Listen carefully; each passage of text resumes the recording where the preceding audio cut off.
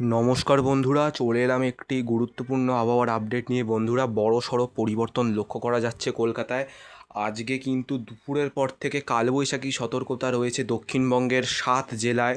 এবং আপনারা দেখতে পাচ্ছেন একটি বজ্রগর্ভ মেঘ এখানে তৈরি হয়েছে, যেটি কিন্তু এই দিকে আসছে পুরুলিয়া বাঁকুড়ার থেকে কিন্তু শুরু হয়ে পশ্চিম মেদিনীপুর, পূর্ব মেদিনীপুর, হুগলি, হাওড়া, কলকাতা হয়ে নদিয়া জেলার উপর থেকে বাংলাদেশে চলে যাওয়ার সতর্কতা সম্ভাবনা একটি লক্ষ্য করা যাচ্ছে। এবং তার জেরে কিন্তু আজকে সন্ধ্যে থেকেই কালবৈশাখীর দাপট, তার সঙ্গে বিশাল বৃষ্টি দক্ষিণবঙ্গ জুড়ে কিন্তু আজকে হওয়ার একটি চান্স রয়েছে।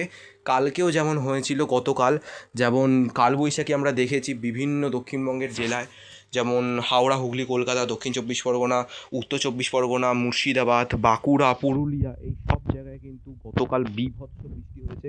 আজকেও কিন্তু ব্যাপক বৃষ্টির সম্ভাবনা রয়েছে আজকে দক্ষিণবঙ্গের 7 জেলায়। তো এই মেঘের সঞ্চার ঘটেছে। আজকে ফের সন্ধ্যে থেকে ঝড় বৃষ্টির সতর্কতা রয়েছে। তাপমাত্রা আরও কমে যাবে 2 থেকে 3 ডিগ্রি।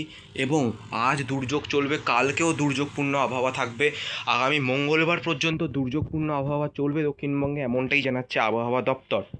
তো বন্ধুরা, এই এই খবরটা জানার জন্য আপনাদেরকে এই ভিডিওটা আমি ইউটিউবে দেবো এখনই, কেননা এটা খুব গুরুত্বপূর্ণ একটি নিউজ। কেননা এই যে ঝড়ের যে একটা প্রভাব এবং বজ্রগর্ভ মেঘ, এতে কিন্তু বাজ পড়বে এবং বাইরে না বেরোনোই এই সময় ভালো।